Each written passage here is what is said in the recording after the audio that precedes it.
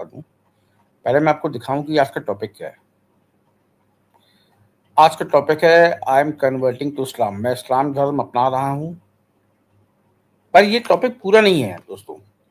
देखिए, ये आपको सच्ची घटना बता रहा हूं, परसों की, और कल जाके इसको मैंने खत्म किया। मेरा परम मित्र है नितिन, जो मेरा बचपन का दोस्त है। वो कल आके मेरे को बोलता है कि मैं इस्लाम धर्म अपना रहा हूं। अच्छा, उसको ये नहीं पता कि मेरा एक्टिविज्म क्या है, मैं कैसे सनातन की सेवा कर रहा हूँ या इस्लाम का खंडन करता हूँ। इसको मैंने नहीं बताया था उसको, और इनफैक्ट अभी भी इसको नहीं पता है कि मैं ऐसा कुछ काम करता हूँ यूट्यूब में। तो वो मेरे को बोला कि भाई मैं इस्लाम अपना रहा हूँ। तो मैंने बोला क्यों अपना रहे हो तुम इस्लाम? तुम तो सनातनी हो। मतलब वो प्रैक्टिसिंग हिंदू नहीं था कि वो कुछ पूजा पाठ करता हो या वेद या कोई भगवत गीता पढ़ता हो, ऐसा कुछ भी नहीं था उसके साथ। वो एक नॉर्मल जैसे एक सनातनी होता है वैसे ही था। वो अपना काम से काम रखता था और अपने जीवन में मस्त था। अब उसका ये मानना कि भाई मैं इस्लाम अपना रहा हूँ। मैंने बोला क्यों अपना रहे हो भाई इस्लाम? बोला मुझे एक लड़की से उसका अफेयर चल रहा था और अब उसको शादी करनी थी। तो क्योंकि वो लड़की मुस्लिम थी। अच्छा, जहाँ मैं रहता हूँ, जिस शहर में रहता हूँ, वहाँ पे मुस्लिमों की आबादी काफ़ी कम है। मतलब कोई ऐसा ऐसा नहीं कि मुस्लिम मुस्लिम हो या एक मोहल्ला मुस्लिम को, ऐसा नहीं है। बहुत कम मुस्लिम है। और वो जो लड़की थी उसको जानता हूँ मैं, कौन है वो। तो अब उन्होंने तय किया कि हम शादी करते हैं। तो उसकी उसकी गर्लफ्रेंड ने उसको बोला कि भाई शादी तो हम तभी कर सकते हैं कि जब हम दोनों एक ही धर्म के हों। तो मैंने बोला कि ठीक है, आप लोग एक उसने मुझे कहा ठीक है, तो उसके लिए क्या करना पड़ेगा मुझे? तो वो उसने बोला कि आपको इस्लाम अपनाना पड़ेगा। तो वो इस बिना में कि मेरी शादी हो जाए उस लड़की से, क्योंकि वो उससे बहुत प्यार करता है, इसलिए उसने बोला कि मैं इस्लाम धर्म अपना रहा हूं। अब ये बात उसने मेरे को आके परसों बताई। तो मेरे को थोड़ा सा अपने ऊपर गुस्सा भी आया कि मैं दुनिया को समझा रहा हूँ इस्लाम की सच्चाई। पूरी दुनिया सुन रही है कि इस्लाम क्या है, इस्लाम की सच्चाई हम खोल खोल के उनके सामने रखते हैं। और मेरा ही दोस्त, अभिन्न मित्र मेरा, वो इस्लाम अपना रहा है क्योंकि उसको किसी लड़की से उसको प्रेम हो गया है। तो मैंने सोचा कि इसकी काउंसलिंग की जाए और इसको 2 दिन कम से कम काउंसलिंग की जाए इसको सच्चाई बतानी ज़रूरी है। जो काम मैं यूट्यूब में करता हूँ, जिसको दुनिया सुनती है, उसको मेरा दोस्त नहीं सुनता, क्योंकि ऑब्वियसली मैंने अपने नहीं बताया कि मैं क्या करता हूँ। पर उसको ये बात पता होनी चाहिए कि इस्लाम क्या है। तो मैंने बोला एक काम कर, चल तेरे को इस्लाम अपनाना है, तू इस्लाम अपना ले, पर टर्म्स एंड कंडीशंस अप्लाइड रख अपने साथ। तो आप देखेंगे मेरा ये जो मैंने बैनर बनाया है, अब मैं आपको इस बैनर को शेयर भी कर देता हूँ आपके सामने, इससे इस बैनर की आपको सच्चाई समझ में आए कि ये बैनर क्या कह रहा है। अब इसको मैं ऊपर कर देता हूँ। ये भाइयों वो बैनर है जिसको आप देख रहे हैं। अब इस बैनर में क्या है, इसमें एक बहुत छोटे छोटे अक्षरों में लिखा हुआ है टर्म्स एंड कंडीशंस अप्लाइड।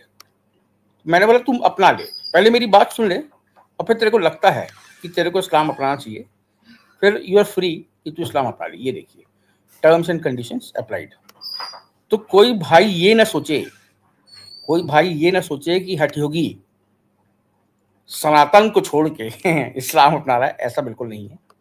मैंने उसको बोला कि भाई तू एक काम कर, तू टर्म्स एंड कंडीशंस लगा, चल मैं तेरे को सच्चाई बताता हूँ इस्लाम की सच्चाई क्या है।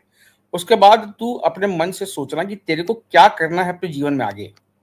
क्या तेरे को इस्लाम में रहना है?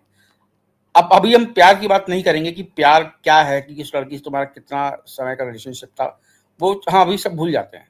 हम सिर्फ बात करते हैं इस्लाम की और सनातन की। फिर भाइयों मैंने इसको खोल खोल के उसको 2 दिन लगा मेरे को समझाने में। मैंने इस्लाम की धागे खोल खोल के, मतलब जितना ज्ञान था वो तो दिया ही मैंने, साथ में हमारे जो मित्र हैं जो इस्लाम को बहुत अच्छे से जानते हैं उनसे भी बात कराई मैंने, और हमने किताबें भी खोली, फिजिकल किताबें खोली, इंटरनेट में खोली, हर जगह से खोल के मैंने उसको बताया कि भाई इस्लाम ये है जहां पे तुमको घसीट रही है वो लड़की। तो अब तुम बताओ तुमको क्या करना है। रही बात उस लड़की की, तो प्यार किसी धर्म से नहीं बंधा होता। आप चाहें तो आप कोर्ट में शादी कर सकते हैं, इंट्रा रिलीजियस मैरिज होती कोर्ट में। तब उस लड़की की एंट्री होती है उसी कन्वर्सेशन में। वो मेरे को आके बोलती है कि क्योंकि मैंने अगर शादी कर ली तो शादी इस्लाम के नजर में गैर कानूनी हो जाएगी, जिना हो जाएगा। वो बात उस लड़की की परम सत्य थी। अगर एक मुसलमान किसी नॉन मुस्लिम से शादी करता है और वो शादी इस्लामी रीति रिवाज के हिसाब से नहीं होती, मतलब दोनों मुस्लिम मुस्लिम नहीं है, तो शादी जिना में काउंट होती है वो। तो मैंने बोला कि भाई अब तू देख ले, ये जो लड़की तेरे सामने खड़ी है, इसको अपने धर्म से कितना प्रेम है, इसको अपने धर्म से कितना प्रेम है कि ये अपना धर्म तेरे को भी नहीं छोड़ना है, इसको अपना धर्म भी नहीं छोड़ना। और तू इसके लिए अपना धर्म और अपना घर सब छोड़ के, अपने दोस्तों यारों को सबको छोड़ के तू मुसलमान बन जाएगा। तो ये एक बहुत महत्वपूर्ण बात थी। अब इसमें आगे क्या क्या हुआ मैं अब आपको आगे बताता हूँ, क्योंकि ट्रू स्टोरी है, एकदम ट्रू स्टोरी है, और ये कल परसों की है तो एकदम ताजी भी है। अब बात उठती है कि अब क्या करें, अब क्या करें।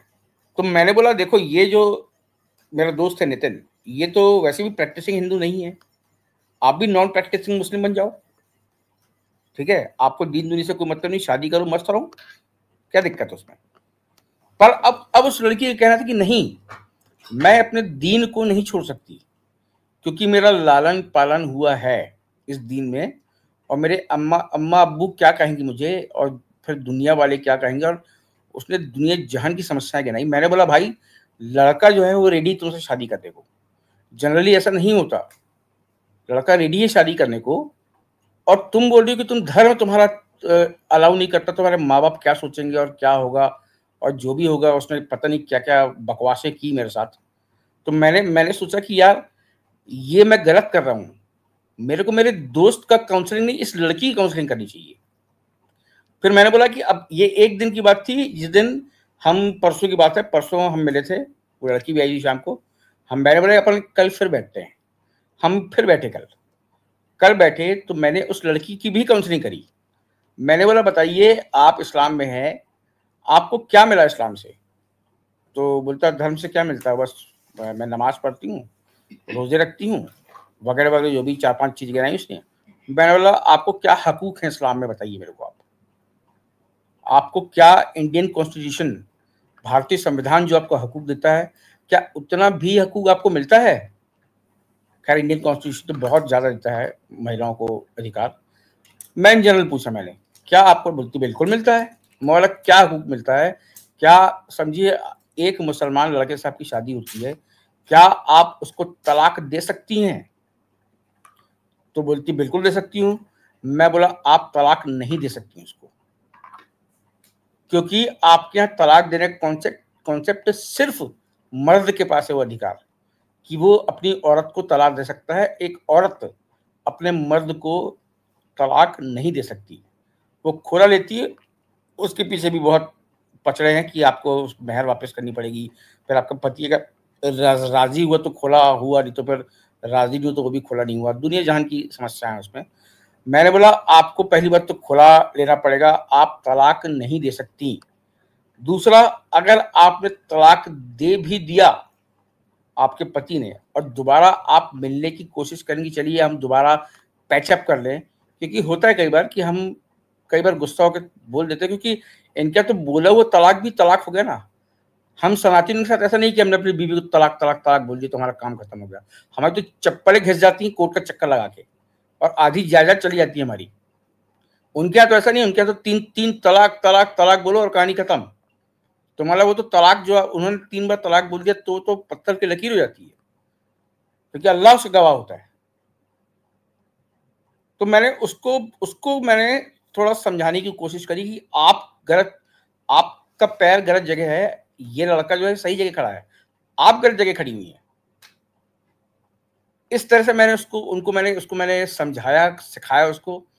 और ईश्वर की कृपा है कि आज दोपहर को वो लोग कोर्ट मैरिज करने के लिए उन्होंने आवेदन दे दिया है, और कोई आपत्ति मेरे ख्याल से किसी को क्या होगी, क्योंकि दोनों बालिग हैं, और बालिग हैं मतलब ऐसा नहीं कि कोई 18 साल के हैं, मतलब अच्छी उम्र के, ठीक ठाक उम्र के हैं, इतने हैं कि समझ सकते हैं, और उन लोग अब कोर्ट मैरिज में दाखिल होने वाले हैं। तो मैंने समझ में आया मेरे को, देखिए किसी लड़की को, मुसलमान लड़की को समझाना ज़्यादा आवश्यक है कि हम अपने मित्र को समझाएं कि भाई तुम सनातन क्यों छोड़ रहे हो।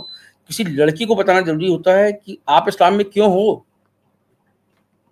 फिर हमारी बहुत लंबी बात हुई, क्योंकि बात पूरे पूरे दिन चली थी। मैंने कई उनके सामने रखे सवाल कि भाई आपके धर्म में तो बच्चों से भी शादी करना और उनके साथ सोहबत करना जायज़ है। मैंने रसूलुल्लाह की, उनको यही नहीं पता था कि रसूलुल्लाह की शादी हुई थी 6 साल की आयशा से। एक मुसलमान लड़की को जो इस्लाम में पैदा हुई है और पढ़ी लिखी है, उसी को नहीं पता कि उसके रसूल की शादी 6 साल की आयशा से हुई थी, और मल्टीपल मैरिजेस हुई थी, 4 नहीं कई शादियां हुई थी, और कई उनकी लौंडियां भी थी। कम से कम 2 तो मेरे को पता है, कई तो नहीं बोलूंगा मैं, 2 तो मेरे को पता है, जितनी पता तो मैं बताऊंगा उनको।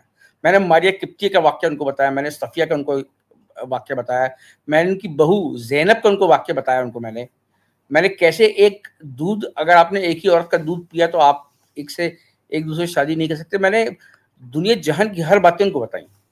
अंततः उस लड़की को अपने ही धर्म से घिनाने लगी, अपने ही धर्म से उसको घिनाने लगी। और उसने भाई देखिए, मैंने ये मोटिवेट नहीं किया उसको, आप लोगों को बताऊं कि आप अपना धर्म को त्याग दो, पर मैंने उसको बोला कि आप मेरे मित्र को अपनी गंदगी में मत खींचो। अगर आपको इस गंदगी से निकलना है, मैंने उसको ऑप्शन दिया था, आपको इस गंदगी से निकलना तो आप इसी लड़के से शादी करो, पर आप कोर्ट में जाके मैरिज करो, जहां आपको धर्म का कोई बंधन नहीं होगा, जहां इंटररिलीजियस मैरिज होती है। तो अंततः वो इस चीज के लिए तैयार हुई कि चलो मैं जाके कोर्ट में मैरिज कर लेते हैं हम लोग।